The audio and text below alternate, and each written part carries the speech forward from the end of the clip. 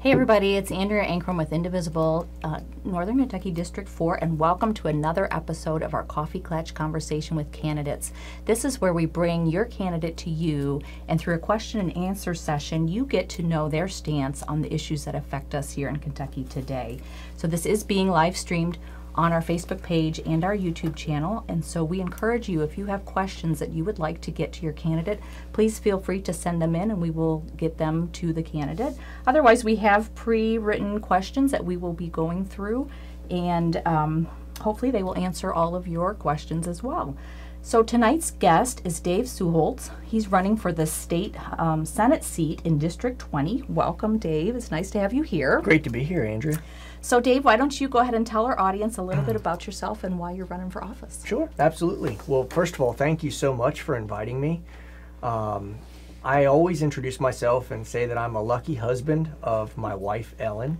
I'm a proud father of twin twisters. I have 5-year-old twins, Phoebe and Fiona, and this campaign certainly is a team effort. It's a family effort. That's my most important job. Ellen and I live out on a farm outside of Eminence, Kentucky, and we proudly raise cattle and cut our own hay. And she and I are both labor attorneys. We represent working people, white collar and blue collar, from Paducah to Pikeville. Every corner of Kentucky, we try to protect working people, and I'm very, very proud of that. Since the campaign, as I said, was a sort of a family affair, everybody's pitching in to make this possible. We chose to embark on this journey because we feel strongly that working families, middle-class families across Kentucky are being forgotten. The current majority in Frankfort is pursuing policies that Ellen and I believe strongly are rooted in greed and self-interest. And we just don't believe in that world for our little girls. So I'm challenging my current senator, who rubber stamps that sort of policy perspective, because I want to be a voice for working families from Senate District 20. Senate District 20, by the way, encompasses Carroll County, Trimble County, Henry County, Shelby, and then Eastern Jefferson. Wow, so that's big. 4.5 counties. It's a lot of doors to knock. Right. Wow. Yes. That's a lot of work. Yeah. So. But okay, so we're going to jump right into our questions. So the Great. first one we have here is about the public employee pensions. And Yes. you know, everybody knows about the Senate Bill 1 that passed in the, secret of night. That was later deemed to be unconstitutional. But what is your understanding of the public employees pension issue, including the current funding problems? Sure. So when we talk about public employees pensions, we're talking about several different pension plans. And of course, Senate Bill, I think is it 151? That's what it turned into. Yeah, 151, the sewer bill. Right. Addressed and it basically ended what was the defined benefit pension plan for teachers. And it has been sort of a right-wing initiative for years to end public pensions, which it's my firm belief that defined benefit pensions are the surest way of providing a secure and dignified retirement to working families. Other public employees have lost the defined benefit pension back in 2012. This sewer bill ended it for the teachers, and I think it's disastrous, really. What this does, pensions are premised on young workers paying into the plans that benefit older workers or active retirees. You condemn these plans to the death spiral, insolvency, by taking away the new contributions. Right. All right, so my opponent and the Republican Senate majority are touting the fact that even though they destroyed the pension with the sewer bill, that they actually funded it for a whopping 2 years. Well, whoop-de-doo. The reality is they've created two separate systems. Or they created two separate systems, which will require two sources of funding because they didn't do anything to address the unfunded liability for the current plan.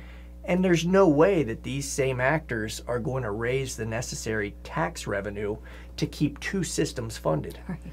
So what that means, and I'm serious, I'm fearful because though happily I think the Supreme Court is going to agree with Franklin Circuit Court, with Judge Shepard, that it was unconstitutional, and then we're going to have another bite at the apple.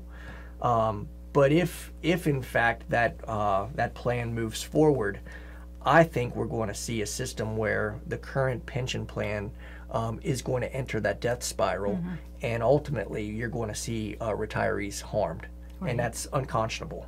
So what are your ideas to make it work? I mean, obviously there's issues with the current pension plan, the way it's not being funded the way that it should. So what are your ideas about that? Yeah, you know, I want to take this opportunity to say that we're in a very polarized society right now. R&D, you know, it's almost like once you self-identify, the other side will close their ears. Both parties are responsible for the current state of affairs for our public pension plans. I'm very clear about that. My party bears responsibility because we were not raising the necessary revenue to properly fund our obligations to the people who serve us. And that's wrong. So the answer is raising and having the courage to raise the revenue to properly fund the pensions. Again, I'm a firm believer in pensions. I think that government should lead by example. And if elected to the Senate, I will be a voice that will be arguing for comprehensive tax reform, closing loopholes. You know, we give out more in tax expenditures than we actually take in revenue. We need to address those things so that we can fund the obligations that government has. Okay, so you're in favor of keeping this current pension plan, just fully funding it, finding the revenue to fund it. And Andrea, I'm going to go a step further. I'm for true defined benefit plans for all public employees. I disagree with the path that was pursued in 2012. That was the Damon Thayer solution to the public employees' pension. I don't believe that current employees should be in that cash balance, cash hybrid system. I believe that we need to move them back into the existing pensions and fully fund them. Yeah. Okay. The General Assembly passed a $22 billion education budget, which rejected some of Governor Bevin's proposed cuts. However, there were many programs that were affected, such as funding for textbooks and money for professional development. Right. Additionally, school districts will only get a $19 increase per student. And that went from $3,981 to $4,000. And that really is at 2008 levels. I mean, we haven't gone beyond the 2008 funding levels. What are your ideas to support funding of our public education system in Kentucky? So, a couple things. Number one, I believe that our public education system, that is the seed of our democracy. You know, educating the future generation to be critical thinkers, participants in our society, to solve the problems that we all face. That's essential. And the way that we go about treating the next generation says a lot about who we are as people.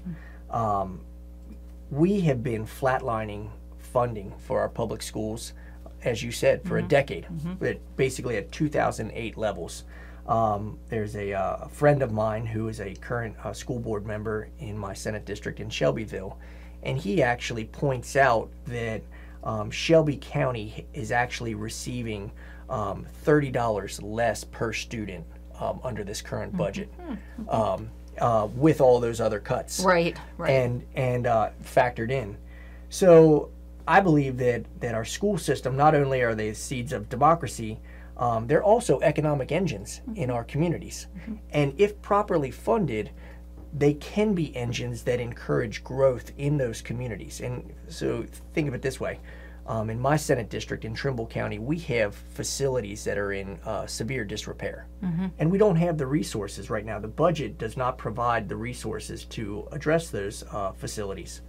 If we properly funded our schools, we would have the money to address buildings in Trimble County, which would allow residents of Trimble County to do construction work. Right. You know, and I'm a firm believer in the prevailing wage. I'm sure you have a question on that. I do. I believe in just wages for people that are doing the work. And those things turn around in our community. It stimulates the local economy. So there's downstream effects, positive effects for fully funding education, and that's where I am. How do you do that? Go back to the pension question. You have to address the revenue side of government, and it's been neglected for 30 years. Right. What are your thoughts on charter schools, and then separately tax credits for private school tuition? Because some say that will take money away from the public schools. First, charter schools. I'm adamantly opposed to charter schools. I think that privatizing public schools is actually a threat to democracy, and I adamantly oppose that concept.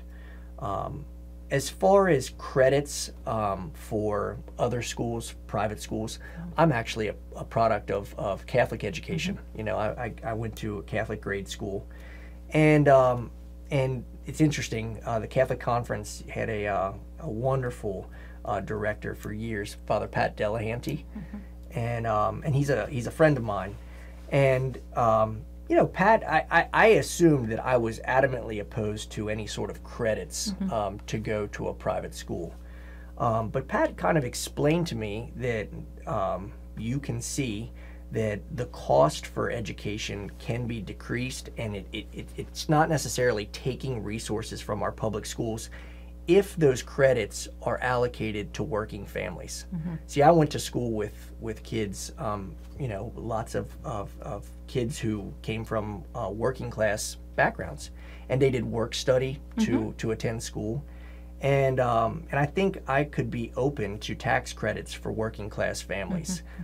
I do not want to see, and you know, when I grew up, any family who sent their kids to Catholic school wanted access to those tax credits. That's a crazy idea, you know.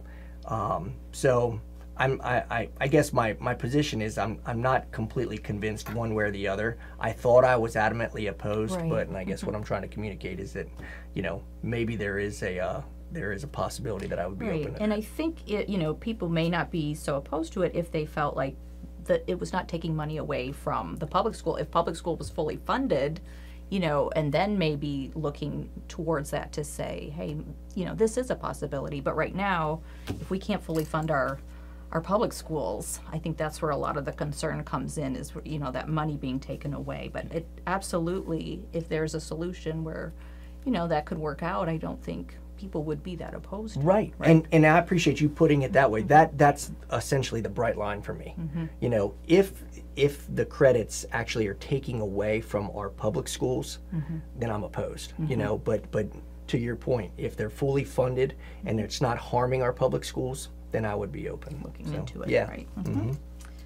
Okay, so what are your thoughts on medical marijuana being legalized, bringing business and jobs into the state? Do you think that's a good idea? I do, actually, and I've stated my position fairly early on in the campaign.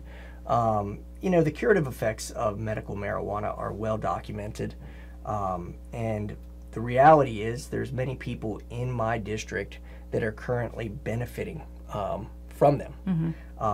And should have the right to access them legally, but for, of course, the pharmaceutical industry.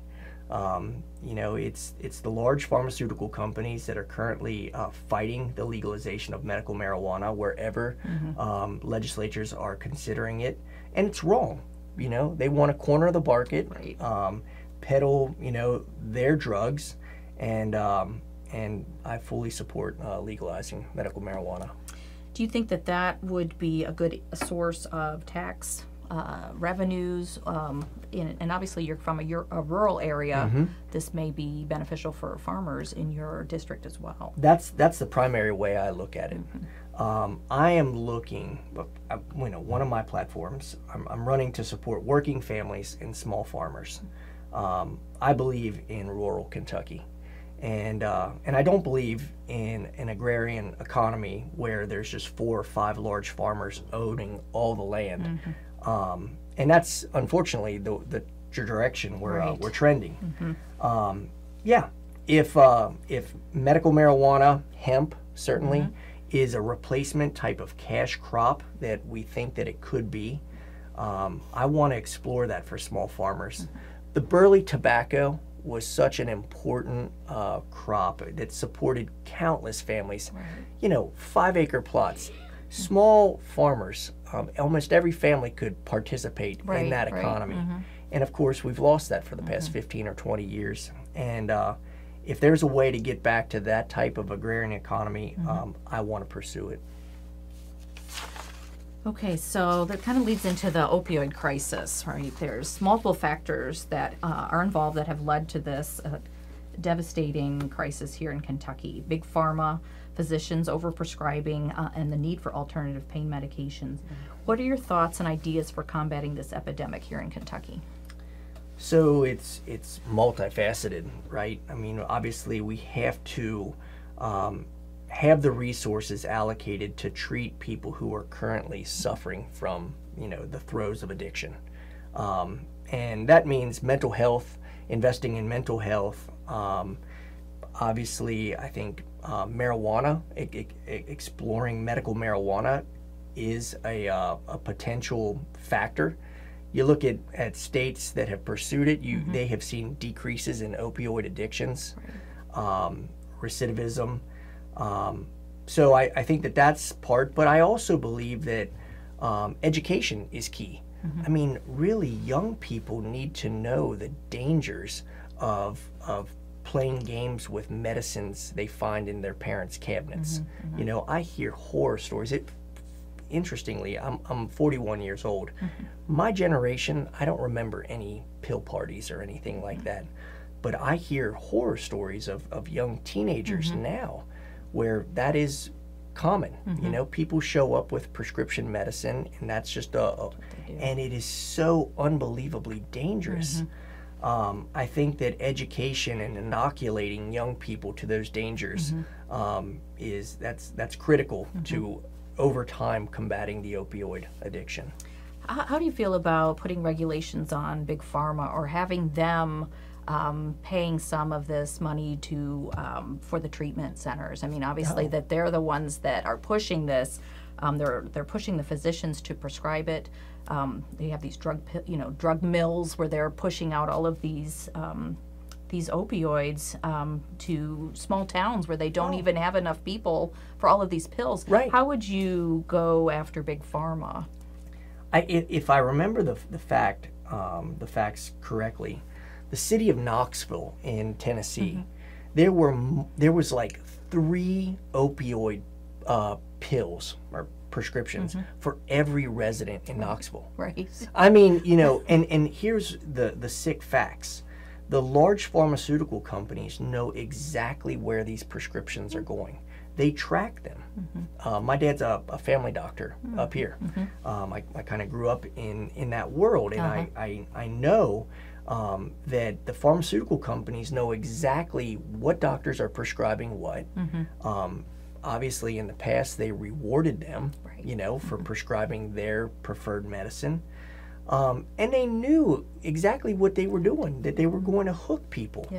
I am aware that some companies have scored pills when they didn't need to be scored to help addicts crush them for impermissible uses. It's insane. So to get back to the original question, absolutely. We need to hold these companies accountable. And it goes back to, you know, the reason why I'm running. Greed is ruining so much about our society, and this is a clear example. People were wanting the lust for more money was trumping the harms, the devastation that they were going to cause. And now there needs to be accountability. At some point, you know, really it should be criminal, but at a very minimal level, civil. These companies should be funding some of the solutions to help address the crisis. Right. Absolutely. Yeah, kind of like the tobacco companies, they ended up having to pay, you know, for all of the harm that billions of dollars. That's right. And of course, it was proven over years, decades, that the tobacco companies knew exactly what they were doing. You know. Yep. Okay. Okay, so higher education costs are skyrocketing. The average college student ends up tens of thousands of dollars in debt upon graduating from college. My son goes to UK, so I totally know this fact. Do you have any solutions for this crisis? How can the Kentucky government support our students in their pursuit of higher education? Well, higher education, I don't think, is any different than my concern for just public education. You know, it's just the next level. Right. I think we're basically robbing a generation. And, you know, generations have been robbed. My generation was robbed. I'm still paying my student loans. Right. I'm 41 years old. Right. But it's terrible. That money is not productive. When you are saddling a young generation with essentially mortgage payments just to service debt, that is unproductive in our society. It only benefits one entity, and of course that's the lending institutions, right? In order to, again, strengthen our economy, our local economy, we need to find ways so that our young people are not shackled with this debt, and that means properly funding our higher education. The tuition costs are out of control, and, you know, we need to address that. Okay. Governor Bevin touts the decreasing unemployment rate as a success. The national unemployment rate is at a 17-year low, and the stock market is at an all-time high, even though it just went down a couple days in a row here. That was a correction. Correction, yes. However, wages for most of us continue to be stagnant, and many of the jobs that have been added are either low-paying or temporary. And according to the Kentucky Center for Economic Policy, the majority of job growth in Kentucky is in low-wage jobs, and most of them pay less than $15 an hour, and even down to $10 an hour. In Kentucky, 76% of jobs are in occupations that have median annual pay below 200% of the poverty level. And Kentucky ranks 9th worst in the nation on that measure. How would you address the issue of working class people not getting ahead in this current environment of pro-corporations? It seems like Governor Bevin is all about the corporations and the growth. You know, the economy is doing well, but people are not getting ahead. So what are your ideas for helping the working class people? So you've just, this question really is, you know, my purpose. This is my passion. My professional life is spent trying to address this question. I believe in working people coming together in collective bargaining. Certainly as a labor attorney, many of my clients are organized union employees who have found a meaningful way to share in the success of their work. You know, they get to push back and demand that their large employers share in that success. You know, those clients represent about 13% of Kentucky's workforce, which is why 76% you know, are working, you know, for basically poverty wages. It's wrong, and our communities suffer when our neighbors are working for a living but not earning a living. We need to find ways and pursue policies where that people who work for a living earn a living, and we should do it, you know, not only for moral, I think moral reasons because we're concerned for our neighbors, but also you could look at it economically, that it strengthens our communities. We have healthier communities when there's broad-based economic security for people. And, you know, you have to put your head in the sand and really not get out and about in Kentucky to not see that this statistic is true. Right? Kentuckians are suffering from east to west, north to south, in low wages. And we need to find ways to help. This the mantra that we're open for business now, these past 2 years, it kind of sickens me, because really what it says to me and what I see on the ground is that companies are free to come in and exploit our people. You know, to basically we're selling out our people to be profited off of. And I'm running to oppose that. You know, I want to stand up for the people who work and deserve to earn a living. So what are some of your solutions to that? We're going to talk about raising the minimum Sure. wage. There was a Senate Bill 17 that looked to raise it to $10 an hour, and I'm not sure if that passed or not. But would you support a $10 an hour minimum wage, and do you think that's even enough? No, I don't think that's enough. I would support raising the minimum wage. I do support raising the minimum wage. $10 an hour may have worked 4 years ago when it was first proposed, and passed out of the House when Greg Stumbo was the Speaker of the House. The inflation has continued. Right. $10 an hour does not cut it. However, I can tell you this, I do see a distinction in small mom and pop employers and large corporations, okay? And when I pursue a minimum wage increase, there will be a distinction, that is going to recognize the hardship that mom and pops, and look, I have a really good justification for that. My view on labor relations, when I'm often asked, when is a union necessary?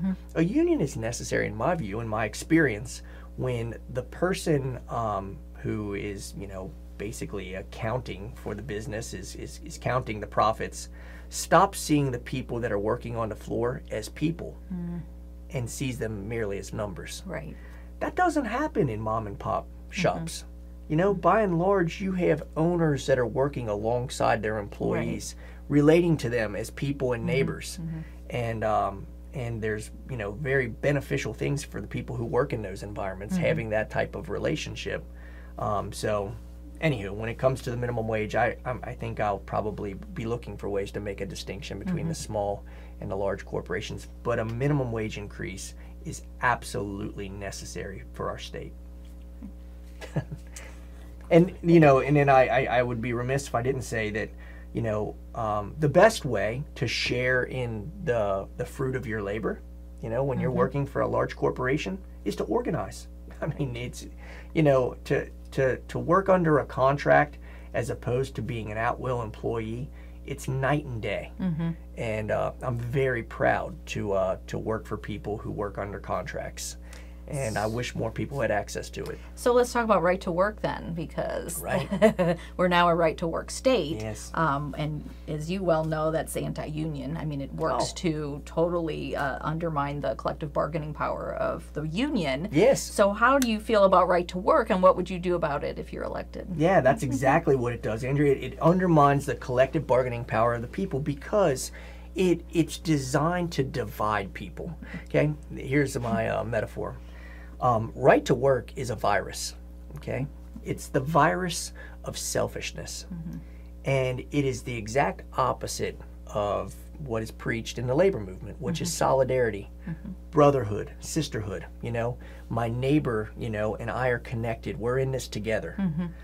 Well, they have taken a law and taken that virus of selfishness, and injected it, forced it into the union body. And now the question that people in organized environments have, are you going to allow that virus to overtake you? Are you going to let it break down and weaken your union body?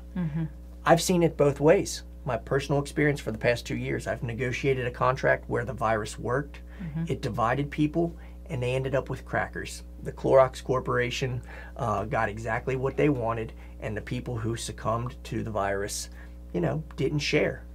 I've also seen it, and I just settled the Four Roses strike really? out at the distillery, and it was unbelievable. People who had never taken a strike vote in their careers voted to preserve benefits, not for themselves, but for the next generation. They refused to allow the company, a Japanese brewing company, to impose a two-tier system. And they said, no, we're going to stay together. We're going to care even about people who haven't even been hired yet. Wow. And we won that strike. So that's what right to work is about. It's exactly what you said, dividing, diminishing collective bargaining power. And of course, if I have any say, we're going to repeal that. Great. So some of the unemployment numbers in Kentucky is due to the lack of skilled workers, or there's the workers that are, I don't want to say misplaced, but they have lost their job and they haven't been able to find, say it was a manufacturing job, and now they can't get another similar job. How do we ensure that we have enough skilled workers to support our growing economy? Yeah, so you hear a lot about the skills gap, and one of the skills that I often hear about are the constant need for skilled welders, for instance. Number one, I have to put a plug in for some of my clients, which are the building trades unions. Right. The building and construction trades is, it's a school system, education system that too few people know about. I never learned about it in grade school or high school, which is kind of pathetic, because anyone who goes through the building trades apprenticeship programs, it's fully paid for. They come out debt free. Wow. And you come out making unbelievable journeyman wages and benefits, the security that people receive. And then the other part about that is that the entire education system doesn't cost the public a dime.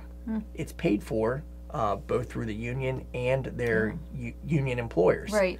I think that our public schools should find ways to work with some of those existing trade schools to clue more people into those opportunities. But I also believe that we've had an education system for years that has put too much emphasis on higher education, 4-year degrees, right, and really, in a sense, devalued the concrete skills, trades that people learn in our vocational schools. Right. And it's really it's a trend that has devalued labor in general, and now we're paying the price for it, because we realize that these jobs are absolutely essential to a functioning economy. Right. And oh look, now we need them, and we got to find ways to train people up. Right. Part of the way we close that gap more quickly is by valuing people who have those skills. So some of the high schools around here have vocational schools built right in to them, but there's other areas that don't have that. So would you support maybe pushing more of that into some of the school, maybe, at least one per county or something, that there is a place for high school students to go, or even, some of the older workers who could go there at night school type of things as well. Because I think that's what we're kind of missing, is some counties have it, some other areas don't have it. And so then we have these deserts, I guess you would call them, trade school deserts, where you don't have the opportunity. No, you're right. The problem that I see, one, we have 120 counties in the state, so there's a lot of counties, and to run these schools, it's costly. Because there's a lot of skills and hands-on experience. The facilities, that's right. If you've been to a welding facility, the booths that they have with the proper hoods to ventilate, it's costly. So I don't know if we would be able to fund it as one for each county. Regionally, I know that some school systems are trying to work together to do more regional training facilities, which I believe we should pursue. And again, I think that there's willing partners. I know for a fact that the building trades, for instance, looks for ways to partner with schools in their areas. Okay. And we pretty much have functioning building trades in every region in the state. So there is opportunity there, even if we don't have a vocational school. Yeah. In each high school. That's right. Okay, that's great. Okay. So there was a new tax system put into place this last session, which was a huge tax cut for the wealthiest Kentuckians and a shift in reliance onto everyone else. There was a 5% flat tax, which lowered taxes for the wealthy and raised taxes on the poor. And it's some service-based tax and charity tax. And as an example, the veterinarian tax, I've paid it twice now in the past month on my pet. So what are your thoughts on this new tax system? And if you don't agree with it, what do you propose instead? Yeah, so first of all, I disagree with any of this trend to go to a flat tax where everybody is treated equally. Primarily because people who are economically blessed can afford to pay more in taxes. I believe in progressive taxation. I think it's insane that the wealthiest among us receive tax breaks while working and middle-class families across the state just got hit with 41 different types of service taxes. And then, of course, to increase the taxes on the least among us, the people who have the hardest time paying more taxes, that's pretty much unconscionable from my perspective. I often say, I'm a fairly successful attorney. My children don't suffer if daddy pays a little bit more in taxes, my sister who, not a literal sister, figurative, but my sister, my neighbor who works, at a minimum wage job that we talked about before, her children will suffer if she has to pay more in taxes. Right. And it's wrong. And I just adamantly oppose that. I think that we need to stick with a progressive form of taxation. The reality is our current tax code has not been updated in about 30 years. And in those 30 years, Andrea, we have had lobbyists hired by the connected, the wealthy, people who can afford lobbyists, punch little loopholes in our tax code to give breaks for special interests. And over time, what we've found is that we're actually giving more away in expenditures than we're actually taking in revenue. And that's insane. When we're not properly funding our schools, we're not meeting our obligations to those who have served us. We need to close those loopholes, and that's what I'll be advocating for when I get to the Senate. Great. Okay, so there was a House Bill 227 that passed. It basically was an anti-solar bill, and it rewards monopoly utility companies and basically punishes consumers because it dealt with being able to sell back your electricity that you produce from your house. What's that called? Net metering? Net metering, I think that sounds right, yes. So Kentucky needs to keep up with the rest of the country in terms of clean, green energy. What would you do to help protect and promote the use of this type of energy? Oppose House Bill 227. I mean, it didn't pass. It did not become law. That's good old Representative Gooch, who is, he is the man for the coal industry, the utilities, and and I'll just leave it at that. I disagree with House Bill 227 because I think we should be promoting people who are moving toward renewable energies. Now, the reality is this. At some point, when we get to that critical mass where people have solar panels on their houses, we may have to address it because the grid itself needs to be maintained, right? And if you think about it, the people with solar power, they're connected to the grid itself, but if they're not paying any sort of service charges, who's maintaining the grid? But we're not there yet, and of course, this was just going to be a giveaway. We need to find ways to promote renewable sources of energy, and I would like to see more people incentivized to for instance, use solar panels on their houses. So tax credits for solar panels, energy efficient cars, because a lot of those have, even through the federal government, they haven't renewed them. And so we're not getting those tax credits anymore, and some of this is really expensive. And so if you're not getting that incentive, then people just can't afford it, basically. You're right. And I mean, look, these incentive programs can be crafted in such a way that we're actually stimulating the local economy. I actually have solar panels on my house, on our farmhouse, and they were installed by a company from Louisville, local labor, local electricians installed the panels, and I may have gotten the tail end of the federal credits. I can't remember, but the point is that yes, we should be incentivizing possibly through credits. And of course, we can tailor that and again stimulate the local economy, renewable economy, in doing so. You mentioned the fuel efficient or electric vehicles. It brings up another topic, the road fund. Our public infrastructure is really suffering in our state, and we have due to a lack of leadership, primarily in the Kentucky State Senate, we have a road fund that is not keeping up with our roads across the state, and especially in rural Kentucky, in my Senate district. It's because, quite frankly, the Republicans refuse to address the way that we're funding the road fund.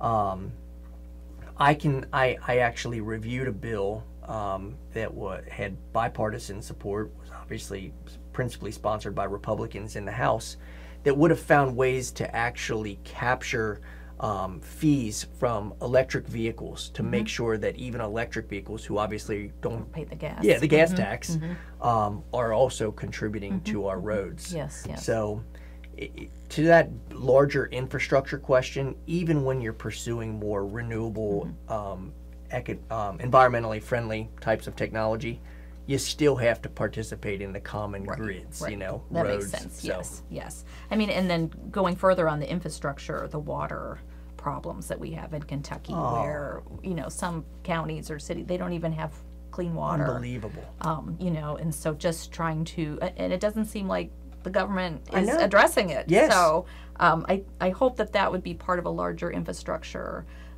project that could take place. Even the internet, people have talked about, there's parts of the state that don't have access to internet even, so hopefully looking at some of those things to get us up to speed with the rest of the country would be something that you would look into as well. Do you mind if I talk about the internet in particular? The water, I mean, if I was an Eastern Kentucky senator or House member, I would be through the roof. I mean, it's unbelievable what we read about our neighbors in Eastern Kentucky, what they're suffering through with the lack of access to clean water. And then to your point, there's no resources to address it here and now. I mean, it's shocking how government is failing our neighbors in Eastern Kentucky. But access to high-speed internet, it is something that is very near and dear to my platform in Senate District 20. My opponent, his claim to fame is successfully passing a bill that brought the telecommunication companies out from under the Public Service Commission, so that they did not have to run landline service to rural Kentuckians. They wanted it for years, going to save them millions. But there was no trade-off requirement to invest in rural Kentucky for high-speed internet. And that is absolutely insane. Corporations do not do things out of the goodness of their hearts. They don't. It's profit driven. And there is no profit incentive to provide rural Kentuckians high-speed internet because there's not the return on investment. That is the function of government. That is my role, if elected senator, to hold these companies accountable, to make sure if they have monopolies in given areas, there are responsibilities that come with that. That's why we regulate utilities, and I will be, pushing to re-regulate the telecoms to force them to do proper investments to provide high-speed internet in all of rural Kentucky. Right. Well, that's great. It's 2018. Right. I know. Okay, we're going to switch topics here and talk about guns. Sure. This has been a hot topic over this year, the past couple years. Should Kentucky have stricter gun ownership laws? Do you think that we should regulate guns more like we regulate cars? Or do you think that everything is fine the way it is? We've had some school shootings here in Kentucky, and so people are concerned about the accessibility of guns to the general population and mentally ill people as well. So what are your thoughts on that? So my thoughts, number one, I'm a gun owner. Like many Kentuckians. That's right. And in rural Kentucky, gun ownership is extremely common. I mean, I would think that it's probably the overwhelming majority of people in rural Kentucky, have a firearm in the household. And there is also a culture of responsible gun ownership. I can remember when my Uncle Dookie taught me how to, properly handle a firearm. And was very serious. We understood the gravity of it, and it's passed down. Responsible gun ownership is something that's learned at home. I don't know if it's necessarily legislated. Do you think that happens in everybody? I mean, I think the issue is that doesn't happen in everybody's home. I mean, look, we see that just in the past couple of weeks, right? I mean, children shooting each other. That's horrific, and there should be consequences. I mean, I guess I misspoke when I said that responsible gun ownership can't be legislated. The reality is, I guess it could, and there should be a baseline requirement of responsibility if you're going to have a firearm. I don't believe in severe restrictions that limit access to firearms. However, common sense should prevail. And things that come to mind, for instance, emergency protective orders. When people are experiencing some sort of domestic violence, there should be mechanisms in place that prevent people from purchasing firearms when they're accused of domestic violence. You see that over and over. We read the horror stories. Somebody gets an EPO, the abusing person purchases a firearm, and commits an atrocity. We should have laws in place that prevent that. Mental health. People that are suffering from mental health problems should not be able to freely access firearms. So again, I think that common sense prevails, with the understanding also that you have to have limited restrictions when you're talking about infringing on what's a constitutional right. And I think that the Second Amendment does give people the right to keep and bear arms. How do you feel about arming teachers in public schools? That was a hot topic. Oh my Lord! This past year. I think that's a terrible idea. I don't believe that firearms, unless it's a school safety official. Some schools have that. Certainly, firearms should not be in the classroom. Arming teachers is a terrible idea. Yeah. I know there was some efforts to push that through the last session, and hopefully that doesn't happen this next time. Right. Okay, so Governor Bevin has declared war basically on Medicaid recipients. I mean, he's tried several things to end the expansion. He took away the dental and vision benefits only to put them back. How would you support Medicaid recipients here in Kentucky? We have quite a few people who have to be on Medicaid. Medicaid expansion was an incredible success for our state. You look statistically prior to the expansion, how many Kentuckians didn't have access to health insurance, and the result was they didn't seek just routine health care that prevented downstream really costly illnesses. Medicaid expansion has allowed people to care, obviously, dental care, just basic primary care, and it's unconscionable that the governor, has tried to seek ways to curtail that. Certainly, if elected to the Senate, I'm going to be an opponent on any infringement on that expansion of Medicaid, because fundamentally, I believe that health care is a human right. And our healthcare system in general is in a crisis. Again, it's the G word, greed, that's ruining it. I think that the insurers, the lust for profit and money is harming our people, and we need to find really some drastic changes, but with the goal of ensuring every single Kentuckian. It's crazy that the wealthiest country in the world is not providing health insurance to all of its people. And it's also crazy, and I have met people on this campaign trail who are in jeopardy of losing everything that they've built in their lifetime merely because they or their spouse got ill. That's awful, and it needs to be addressed. Yes, absolutely. How do you feel about going after some of the larger corporations, let's just say Walmart, whose employees have to be on public assistance because they don't make enough money? We're, the taxpayers of the state are having to support, through Medicaid and things like that, because these companies are not paying their employees enough. How would you address that issue? Well, that goes to the whole topic of basically corporate welfare. We are subsidizing substandard employers like Walmart. And how would I go about addressing that?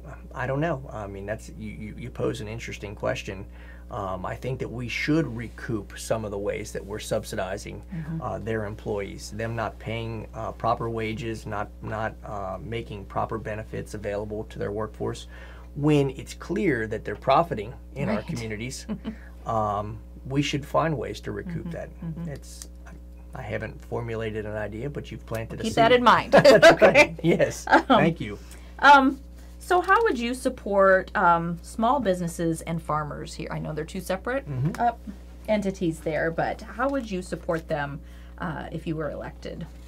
So let's start with farmers, because Senate District 20 is a very rural Senate district, and my district has just suffered a real loss. Dean's Milk is an employer in Louisville that has operated for decades. The story of Dean's Milk is kind of scary, and it plays into your previous question. Dean's Milk got sucked into the Walmart supply chain, and to the point where Dean's was actually relying on Walmart to move about 40% of its milk product. It was sold on Walmart shelves. Right. Well, pretty much overnight, Walmart was building a factory farm in northern Indiana, factory dairy, and overnight pushed Dean's Milk entirely off its shelves. And it collapsed them.